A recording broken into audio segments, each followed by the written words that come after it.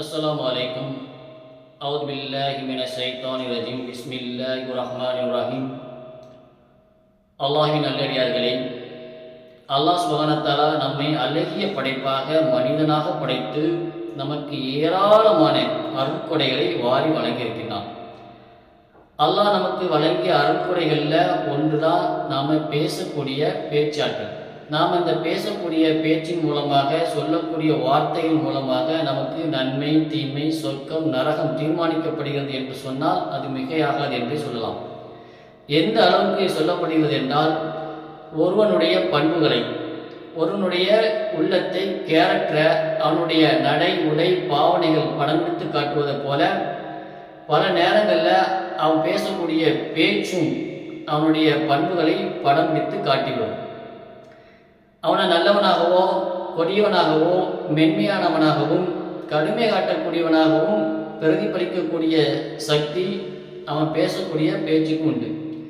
சில வேளைகளில், சில நேரங்களில் நாம் விளையாட்டாக சில வார்த்தைகளை பேசிவிடுகிறோம். நாம் கூறிய வார்த்தைகள், நம்ம சொல்லக்கூடிய அந்த வார்த்தைகளை கொண்டு ஒருத்தனை கஷ்டப்படுத்தணும், அவனுடைய மனதை காயப்படுத்த வேண்டும் என்கின்ற எண்ணத்தில் நம்ம அப்படியான ஒரு சிந்தனையில் அந்த வார்த்தைகளை சொல்லாவிட்டாலும் அதை கேட்பவருடைய உள்ளத்தில் ஒரு விதமான விபரீதத்தை ஏற்படுத்துகிறது. அவர் அதை விபரீதமாக விளங்கிக் கொள்கிறார்.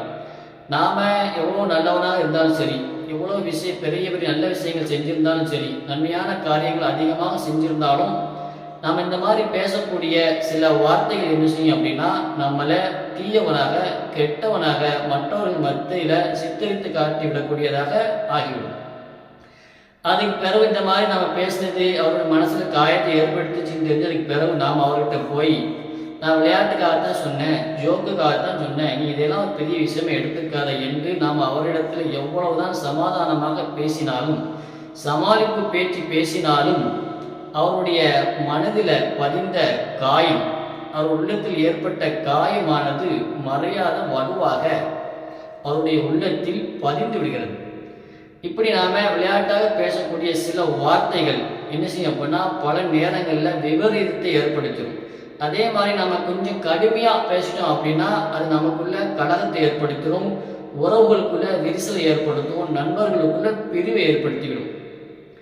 ஆனால் அந்த நேரத்தில், சில நேரங்களில் அதே மாதிரி நாம் ஒரு கனிவான வார்த்தை பேசுகிறோம், அன்பான வார்த்தை பேசுகிறோம், அழகான வார்த்தை பேசுகிறோம் அப்படின்னா அந்த வார்த்தைகள் மூலமாக ஒரு கல்நெஞ்சு கொண்ட ஒரு மனிதனை என்ன செய்ய முடியும்னா கனிய வைக்க முடியும்.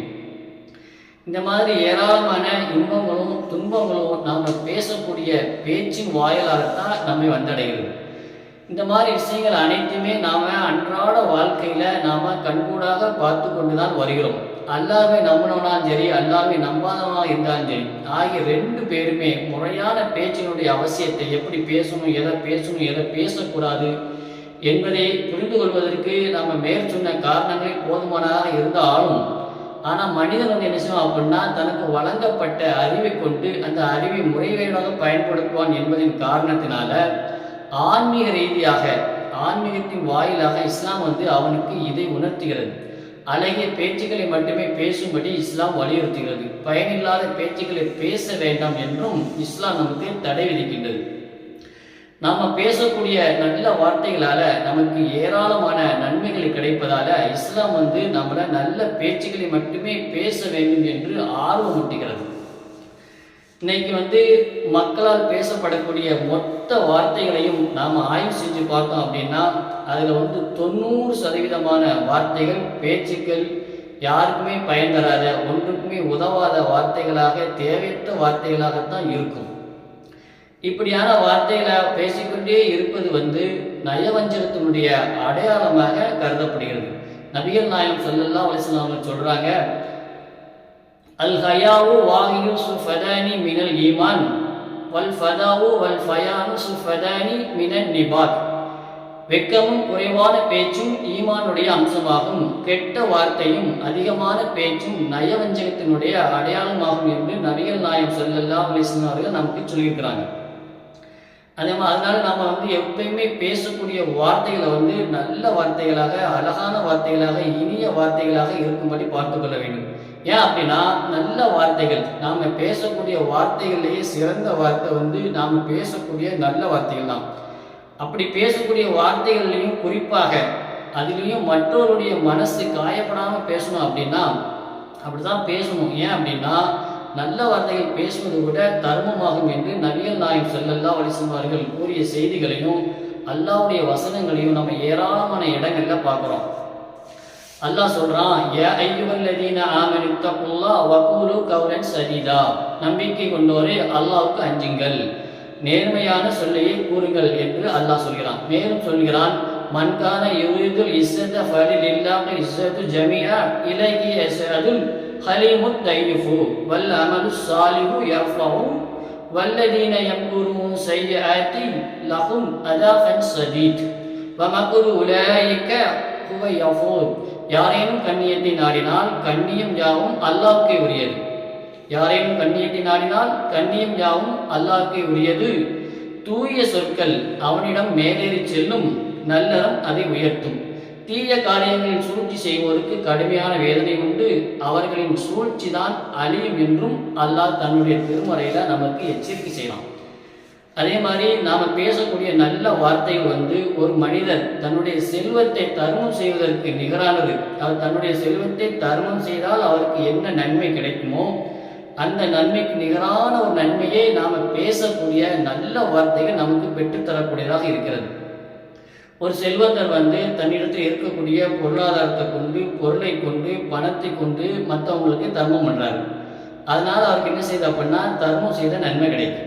இந்த நன்மையை தன்னிடத்தில் பொருளாதாரம் இல்லாத, வசதி வாய்ப்புகள் இல்லாத ஒரு மக்களும் ஒரு மனிதனும் பெற்றுக்கொள்வது எப்படி என்றால், அவன் பிறரிடத்தில் அழகான முறையில் நல்ல வார்த்தைகளை பேசுவதன் மூலமாக அந்த நன்மையை பெற்றுக்கொள்ள முடியும். அல்லாஹ்வுடைய தூதர் சொல்றாங்க, மனிதர்கள் மக்களாகிய ஒவ்வொருவரும் தமது மூட்டுக்கள் ஒவ்வொன்றுக்காகவும் சூரியன் உதிக்கக்கூடிய ஒவ்வொரு நாளிலையும் தர்மம் செய்வது கடமையாகும் அப்படின்னு சொல்லிக்கிறாங்க. இந்த கடமையை மேலே நம்ம முதல்ல சொன்னது மாதிரி வசதி படைத்தவர்கள் பொருளாதாரத்தை செலவு செஞ்சு நிறைவேற்றிடுவாங்க. ஆனால் கொடுக்க முடியாதவங்க, வசதி இல்லாதவங்க நிறைவேற்றுவதற்கு நபிகள் நாயகம் ஸல்லல்லாஹு அலைஹி வஸல்லம் அவர்கள் அழகான ஒரு வழிமுறையை நமக்கு சொல்லியிருக்கிறாங்க. என்ன அப்படின்னா, நாம் 2 நபர்களுக்கு இடையே நீதி செலுத்துவதும் நமக்கு தர்மமாகும். அதே மாதிரி ஒருவர் தன்னுடைய வாகனத்தில் ஏறுறதுக்கு கஷ்டப்படுறாருன்னு வச்சுக்கோங்களேன், அவர் அவருடைய வாகனத்தில் ஏறுவதற்கு நாம் உதவி செய்வதும் தர்மம். அல்லது அவர் தன்னுடைய பயண சுமைகளை, அதாவது மூட்டை முடிச்சுகளை அவர் வாகனத்தில் ஏற்றுறதுக்கு கஷ்டப்படுறாரு, சிரமப்படுறாரு, அந்த நேரத்தில் நாம் அவருக்கு உதவி செய்வதும் தர்மமாகும். அதே மாதிரி நல்ல சொல்லி இனிய வார்த்தைகளை பேசுவதும் நமக்கு தர்மமாகும். தொழுகைக்காக எடுத்து வைக்கக்கூடிய ஒவ்வொரு அடியும் தர்மமாகும். மேலும் மக்களுக்கு இடையூறு தரக்கூடிய பொருள்களை அந்த பாதையிலிருந்து நம்ம அப்புறப்படுத்துவதும் நமக்கு தர்மமாகும். இப்படி ஏராளமான இலகுவான நம்மளுடைய அன்றாட வாழ்க்கையில் நம்ம கடந்து போகக்கூடிய நாட்களில் இந்த மாதிரியான காரியங்களை செய்வதன் மூலமாக, பிறருக்கு உதவுவதன் மூலமாக, நல்ல வார்த்தைகள் சொல்வதன் மூலமாக என்ன செய்ய முடியும்? நம்மளுடைய உடலில் இருக்கக்கூடிய ஒவ்வொரு மூட்டுக்களுக்காகவும் செய்ய வேண்டிய கடமையான தர்மத்தை நாம் இதன் மூலமாக எளிமையாக என்ன செஞ்சிடலாம், நிறைவேற்றி விடலாம். மேலும் நம்முடைய முக்கிய குறிக்கோள் என்ன அப்படின்னா, சொர்க்கத்தை அடைகிறது தான். சொர்க்கத்தை அடைவதற்குண்டான வழிகளில் ஒன்று தான் நாம் பேசக்கூடிய நல்ல பேச்சுகளாகும்.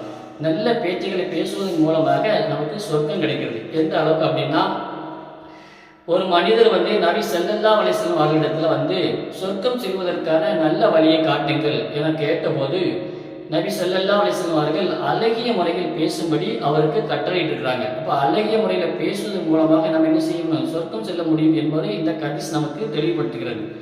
அதனால் நல்ல பேச்சுகள் நம்மை சொர்க்கத்தில் கொண்டு போய் சேர்க்கும். அதே மாதிரி நல்ல பேச்சு பேசுவது நம்மை நரகத்தில் இருந்து பாதுகாக்கக்கூடிய கேடயமாகவும் நமக்கு பயன்படும். அது மட்டும் இல்லாமல் யாவாராயினும் நாகாக்குன்னு சொல்லியிருக்கிறாங்க. அது எப்படி அப்படின்னா, நம்முடைய நாக்கை பாதுகாப்பதை ஒரு முக்கிய அம்சமாக இஸ்லாம் கூறுகிறது. ஒரு முறை ஒருவர் நபி ஸல்லல்லாஹு அலைஹி வஸல்லம் அவர்களிடத்தில் தனக்கு ரத்தின சுருக்கமாக மிக அவசியமான போதனையை கூறும்படி கேட்கிறார். அவருக்கு நபி ஸல்லல்லாஹு அலைஹி வஸல்லம் அவர்கள் உனது நாவை பாதுகாத்துக்கொள் என்று போதித்திருக்கிறார்கள். அப்படின்னா நம்முடைய நாக்கை நம்ம எந்த அளவுக்கு பாதுகாத்து கொள்ள வேண்டும் என்பதும் இதில் முக்கியமான ஒன்றாக கூறப்படுகிறது. எனவே நாம் எப்போவுமே தேவையில்லாத பேச்சுக்கள் பேசுவதை தவிர்க்க வேண்டும். ஏன் அப்படின்னா, தேவையில்லாத பேச்சுக்களை நம்ம பேசிக்கிட்டே இருந்தோம் அப்படின்னா அது நமக்குள்ள பிரிவினையை தான் உண்டு பண்ணும், நமக்குள்ள கலகத்தை ஏற்படுத்தும், உறவுகளுக்குள்ள விரிசலை ஏற்படுத்திடும். அதனால இது போன்று பேசாமல், தேவையில்லாத பேச்சுக்களை பேசாமல் நல்ல விஷயங்களை பேசுமாறும் வீணானதை விட்டு தவிர்ந்து கொள்ளும்படியும் அல்லாஹ் நமக்கு கட்டளையிடுகிறான். வக்குல்லி இஃபாதி யகுல் லதி ஹிய அஹ்சன் இன்ன சைத்தான யன்ஸஹு ஃபைனஹும் இன்ன சைத்தான கான லில் இன்சானி அதுவா முபீனா. முகமதே, அழகியவற்றையே கூறுமாறு எனது அடியார்களுக்கு கூறுகிறாக. சைத்தான் அவர்களிடையே பிளவை ஏற்படுத்துவான், சைத்தான் மனிதனுக்கு பகிரங்கமான எதிரியாவான் என்றும் அல்லாஹ் சொல்கிறான். எங்க அழகிய பேச்சுக்கள் இருக்கிறதோ அங்க சைத்தானுடைய ஊடுருவல் இருக்காது. கெட்ட வார்த்தைகள் எங்க பேசப்படுகிறதோ, அதிகமான வார்த்தைகள் எங்க பேசப்படுகிறதோ அங்க சைத்தானுடைய ஊடுருவல் இருக்கும். அவன் நமக்குள்ள பிளவை ஏற்படுத்துவான். சைத்தான் எப்பவுமே நமக்கு பகிரங்கமான எதிரி என்று அல்லாஹ் இந்த வசனத்துல நமக்கு சொல்லி காட்டான். மேலும் சொல்கிறான், வல்லதீன லா யஸ்கதூன ஜூர வைத மர்ரு ஃபில்லக்ரி மர்ரு கிராமா. அவர்கள் வீணானதை புறக்கணிப்பார்கள், பொய்சாட்சி கூற மாட்டார்கள், வீணானவற்றை கடக்கும் போது கண்ணியமாக கடந்து விடுவார்கள் என்றும் அல்லாஹ் தன்னுடைய திருமறையில சொல்லி காட்டினான். மேலும் நபிகள் நாயகம் ஸல்லல்லாஹு அலைஹி வஸல்லம் சொல்றாங்க, அல்லாஹ் 3 விஷயங்களை என்ன செய்யறான், 3 விஷயங்களை அல்லாஹ் வெறுப்பதாக சொல்றாங்க. அந்த 3 விஷயங்கள் என்ன அப்படின்னா, ஒருவரை பற்றி, ஒருவர் இருக்கிறார், அவரை பற்றி அவர் இப்படி சொல்லப்பட்டது, அவரை பற்றி இவர் சொன்னாரு, இப்படி சொன்னாங்க, இன்னார் சொன்னாரு, அவர் சொன்னாரு, இவர் சொன்னார் என்று எந்த விதமான ஆதாரமுமே இல்லாமல் பேசுவது. 2 பொருள்களை வீணாக்குவது. 3 என்ன அப்படின்னா, பிறரிடத்துல அதிகமாக யாசிப்பது. இந்த மாதிரி பிறரிடத்தில் அதிகமாக யாசிக்கக்கூடிய இந்த 3 காரியங்களையும் அல்லாஹ் வெறுக்கிறான் என்பதாக அல்லாஹ் தூதர் ஸல்லல்லாஹு அலைஹி வஸல்லம் நமக்கு சொல்லியிருக்கிறாங்க. அது மட்டும் இல்லாம மிக முக்கியமான விஷயம் இதுதான். ஒரு மனுஷன் தான் கேள்விப்பட்ட எல்லா செய்திகளையும் மக்களிடத்தில் பரப்பிக்கொண்டே இருக்கிறான். அவன் இப்படி பரப்புவது அவன் பொய்யன் என்பதற்கு போதுமானதாக ஆகிவிடும் என்றும் அல்லாஹ்வுடைய தூதர் ஸல்லல்லாஹு அலைஹி வஸல்லம் அவர்கள் கூறியிருக்கிறாங்க. ஏன் அப்படின்னா, இன்னைக்கு சமூக வலைதளங்கள்ல நாம முழுக்க மூழ்கி கிடக்கிறோம். நமக்கு ஃபேஸ்புக்கு, வாட்ஸ்அப்புக்கு, ட்விட்டர் இந்த மாதிரியான சமூக வலைதளங்கள் மூலமாக நமக்கு ஏராளமான செய்திகள் வருகிறது. ஆனால் நாம் எப்போவுமே அந்த செய்திகளை முழுசாக படிக்கிறதே கிடையாது. மேலோட்டமாக ஹெட்லைனை மட்டும்தான் படிக்கிறோம். படிச்சுட்டு அது உண்மையா பொய்யா, இப்போ வந்ததா, இல்லை ஒரு 5 வருஷத்துக்கு முன்னாடி வந்த செய்தியா, இதனுடைய உண்மைத்தன்மை என்ன என்பதையெல்லாம் ஆராயாம நமக்கு வந்த செய்திகள் எதுவாக இருந்தாலும் இன்னைக்கு பிறருக்கு அதை பரப்பிவிடக்கூடிய மக்களாக நாம் அதிகமாக பார்க்கிறோம். இப்படி பரப்பக்கூடிய செய்தி ஒருவேளை அது உண்மை இல்லாமல் பொய்யாக இருந்து அது பிறருக்கு துன்பத்தை ஏற்படுத்தினால், நீங்கள் பரப்பக்கூடிய அந்த செய்தியின் மூலமாக அந்த செய்தி உங்களை என்ன செய்யும் அப்படின்னா, இறைவன் இடத்துல பொய்யன் என்பதற்கு ஆதாரமாக அது உங்களை ஆக்கிவிடும். அதனால் இந்த மாதிரி செய்திகளை பரப்புவதற்கு முன்னக்கூட்டி நல்ல ஆராய்ந்து நீங்கள் பரப்புங்க, இல்லைன்னா மிகப்பெரிய பாவத்திற்குரிய செயலாக அது மாறிவிடும். அதே மாதிரி சாதாரண குற்றமாக நினைக்கக்கூடிய கெட்ட வார்த்தைகள், இன்னைக்கு மக்கள் கெட்ட வார்த்தையை ஒரு பெரிய குற்றமாக நினைக்கிறதே கிடையாது. அது ஒரு சாதாரணமாக எல்லா பேச்சுக்களைப் போலவும் பேசிக்கிட்டே போயிடுறது. அது எப்படி நம்ம உணர்ந்து கொள்ளலாம் அப்படின்னா, இன்னைக்கு பெண்கள் மத்தியில், அதாவது தெரு அடியில் சண்டை போடக்கூடிய பெண்கள், அந்த சண்டை இருக்கக்கூடிய நேரத்தில் அவங்க பேசக்கூடிய வார்த்தை இருக்கு பாருங்க, அந்த வார்த்தைகளை காதால கேட்கவே முடியாத அளவுக்கு அருவருப்பாகவும் ஆபாசமாகவும் இன்னைக்கு அவங்க பொறிஞ்சு தள்ளிக்கிட்டே இருக்கிறாங்க. இதுக்கெல்லாம் காரணம் என்ன அப்படின்னா, அந்த வார்த்தைகள் கெட்ட வார்த்தைகள் ஒரு பெரிய விஷயமே கிடையாது, அதெல்லாம் ஒரு பெரிய குற்றமே இல்லை என்பதை விளங்கி கொண்டிருப்பதும் தான். அதனால ஏற்படக்கூடிய விளைவுகளை அவர்கள் புரிந்தார்கள் என்று சொன்னால் நிச்சயமாக அந்த மாதிரி வார்த்தைகள் அவங்க பேசவே மாட்டாங்க. இன்னைக்கு கெட்ட வார்த்தைகள் பேசுவது என்பது விபச்சாரத்திற்கு நிகரானது. மர்ம உறுப்பு மட்டும்தான் நாமெல்லாம் விபச்சாரத்துக்கு காரணம் என்று மக்கள் நினைத்து கொண்டிருக்கிறார்கள். ஆனால் தவறான பேச்சுகளை பேசுறது கூட விபச்சாரத்திற்கு காரணமாக அமைகிறது. எப்படி என்றால், இன்னைக்கு எத்தனையோ விபச்சாரங்கள் தன்னாலே நடக்காது. விபச்சாரங்களுக்கு தீய பேச்சுக்கள் பேசுவதிலிருந்து தான் தொடங்கிறது. எங்க நம்ம தீய பேச்சுக்கள், தவறான பேச்சுக்கள் பேசி பேசி பேசிதான் என்ன செய்யறோம், நம்ம அந்த மாதிரி ஒரு மிகப்பெரிய பாவத்தில் போய் வந்துடும். இன்னைக்கு தீயவற்றை பேசுவதில் இருந்துதான் விபச்சாரம் தொடங்குகிறது. நாம பேசக்கூடிய கெட்ட வார்த்தை அது விபச்சாரத்தை தூண்டினாலும் சரி, வேறு விதமாக அமைஞ்சாலும் சரி, நம்ம பேசுகிற வார்த்தை தீய வார்த்தை என்ற வட்டத்துக்குள்ள வந்துருச்சு அப்படின்னா நாம் நம்மளுடைய நாக்குனால பேசினதன் காரணமாக, நம்மளுடைய நாவு தீயது செஞ்சதன் காரணமாக நம்மளுடைய நாக்கு என்ன செய்யும் அப்படின்னா விபச்சாரம் செய்ததாக ஆகிவிடும். அல்லாஹ்வுடைய தூதர் அழகாக சொல்றாங்க, விபச்சாரத்துல மனுஷனுக்கு இருக்கக்கூடிய பங்கு அல்லாஹ் எழுதிவிட்டான். அல்லாஹ் எழுதியுள்ளான். அதை மனிதன் அடைந்தே தீர்வான். அது எப்படி மனிதன் அடைந்தே தீர்வான் என்றால், அதாவது கண்கள் செய்யக்கூடிய விபச்சாரம், கண்களால் நாம் பார்க்கக்கூடிய தவறான பார்வை, அதை கொண்டு பாலுணர்வை தூண்டக்கூடிய பேச்சு, இந்த பேச்சின் மூலமாக மனம் இயங்குகிறது, இச்சை கொள்கிறது. ஆனால் இதை மர்ம உறுப்பு ஒன்று உண்மையாக்குகிறது அல்லது அதை பொய்யாக்குகிறது என்று அல்லாஹ்வுடைய தூதர் சொல்றாங்க. என்ன சொல்றாங்க அப்படின்னா, விபச்சாரத்துல மனிதனுக்குள்ள பங்கை அல்லாஹ் எழுதியுள்ளான். அதை மனிதன் அடைந்தே தீர்வான். எப்படி என்றால், கண் செய்யும் விபச்சாரம் பாலுணர்வை தூண்டும் பேச்சாகும், மனம் ஏங்குகிறது, இச்சை கொள்கிறது. மர்ம உறுப்பு இவை அனைத்தையும் உண்மையாக்குகிறது அல்லது பொய்யாக்குகிறது என்று நாம் புகாரில் பார்க்குறோம். எனவே நாம் எப்பவுமே பேசக்கூடிய பேச்சுக்கள் நல்ல பேச்சுக்களாக இருக்க வேண்டும். எனவே நாம் பேசும் வார்த்தைகள் நல்ல வார்த்தைகளாக இருக்க வேண்டும். அதே மாதிரி நாம் சத்தமாக பேச வேண்டிய இடத்துல மட்டும்தான் சத்தமாக பேசணும். சத்தமாக பேச வேண்டிய சூழ்நிலை வரும்போது மட்டும்தான் சத்தமாக பேச வேண்டும். தேவையில்லாமல் நம்ம சத்தமாக கட்டிக்கொண்டே இருப்பது அது கழுதையினுடைய குரலுக்கு சமம் என்றும் கூறப்படுகிறது. அல்லாஹ் தன்னுடைய திருமறையில் சொல்லி காட்டுகிறான், வக்ஸிஃபி மஸீக வகுல் மின் சௌத்திக் இன்ன அன்கரல் அஸ்வதி ல சௌத்துல் கமீர். அதாவது என்ன சொல்றான் அப்படின்னா, நீ நடக்கும்போது நடுத்தரத்தை கடைபிடி, உனது குரலை தாழ்த்திக்கொள், குரல்களில் வெறுக்கத்தக்கது கழுதையின் குரலாகும் அப்படின்னு அல்லாஹ் சொல்லி காட்டுறான். ஆனால் நாம் என்ன செய்யக்கூடாது, எப்பவுமே காட்டு கத்தல் கத்திக்கிட்டே இருக்கக்கூடாது. மென்மையாக அழகாக பேசணும். உங்களுக்கு முடியலையா, அமைதியாக இருந்துக்கங்க.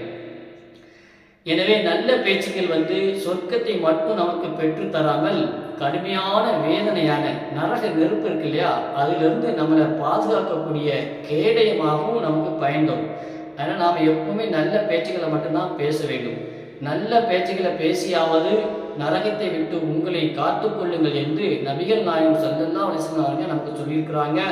மேலும் கூறினார்கள், என்ன கூறினார்கள், பேரிச்சம்பழத்தினுடைய ஒரு சிறு துண்டு, பேரிச்சம்பழத்தோடு ஒரு சிறு துண்டை தர்மம் செய்தாவது நரகத்தில் இருந்து உங்களை பாதுகாத்துக் கொள்ளுங்கள்.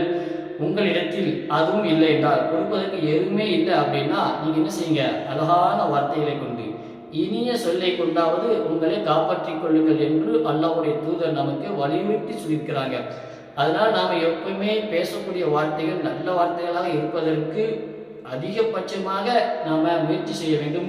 கெட்ட வார்த்தைகள் பேசுவதை விட்டும் நாம் தவிர்த்து கொள்ள வேண்டும். ஏனென்றால் நாம் பேசக்கூடிய வார்த்தைகளானது நமக்கு நன்மை, தீமை, சொர்க்கம், நரகத்தை தீர்மானிக்கக்கூடியதாக இருக்கிறது. எனவே நல்ல பேச்சுக்களை மட்டுமே பேசி சொர்க்கம் செல்லக்கூடிய மக்களாக இறைவன் நம் அனைவரையும் ஆக்கி அருள் புரிவானாக. அஸ்ஸலாமு அலைக்கும் வரஹ்மத்துல்லாஹி வபரகாத்துஹு.